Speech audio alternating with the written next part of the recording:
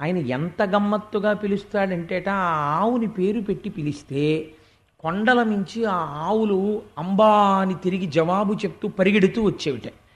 కృష్ణుడు ఆవుల్ని పిలవడంలో ఉన్న గమ్మత్తు మీరు సీసపద్యంలో అనుభవించండి. పోతనగారి రచనలో రాపూర్ణ చంద్రిక రాగౌతమి గంగరమ్ము భాగీరథ రాజతనయ రాజసుధాజల రాశి రామే గబాలిక రమ్ము చింతామణి రమ్ము సురభి రామనోహారిణి రాసర్వమంగళ రాభారతీదేవి రాధరిత్రి రా శ్రీ మహాలక్ష్మి రామందమారుతి రమ్ము మందాకిని రాశుభాంగి. ఆవులకి ఆయన పెట్టుకున్న పేర్లవి.